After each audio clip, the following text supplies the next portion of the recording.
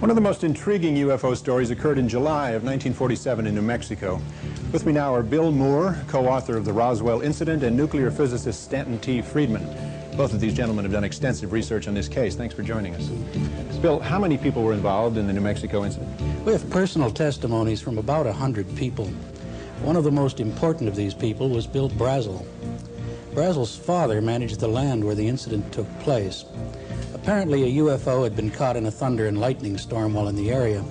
The next day, Brazel's father went out on horseback to check for property damage and came upon the wreckage of a strange aircraft which fanned out for nearly half a mile. The corpses were found a couple of miles from the site of the crash. Wait, just a moment. Corpses? Dead alien bodies, called extraterrestrial biological entities, EBEs if you wish. We got reports that they appeared to be small humanoid bodies with large hairless heads, wearing one-piece seamless gray skin-like clothing. We assume they must have ejected from their craft with some kind of ejection capsule. The Air Force came and recovered the bodies and took them away for autopsies. Gentlemen, autopsies, EBEs, this is rather unsettling information. Level with us. What do we know to be fact? We know these are the facts. A very strange spacecraft exploded. Pieces of the craft were recovered. Several bodies were found and removed along with the wreckage. We can prove the story was covered up very quickly at the highest level and given a classification above top secret. Flying saucers are real, period.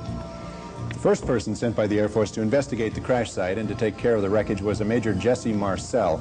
Let's meet his son, Dr. Jesse Marcel, who was 12 years old at the time and, needless to say, has never forgotten that incident. Welcome, Dr. Marcel. Nice to see you. Jesse. Bill. Jesse. Doctor, tell us, if you will, about the night your dad came home from that crash site. My father came home with his car loaded with debris after investigating the crash site. He brought the material into the house where he, my mother, and I sorted through the stuff.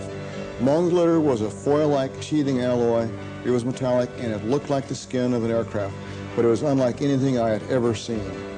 Also, there was an I-beam about 1 foot to 1.5 feet in length, about 1/2 inch across. The inner surface had hieroglyphic-like symbols on it, like Egyptian symbols, as I recall them. And what was the Air Force's explanation of all this? The explanation was that a weather balloon had crashed. Did your father think it was a weather balloon? Anything but.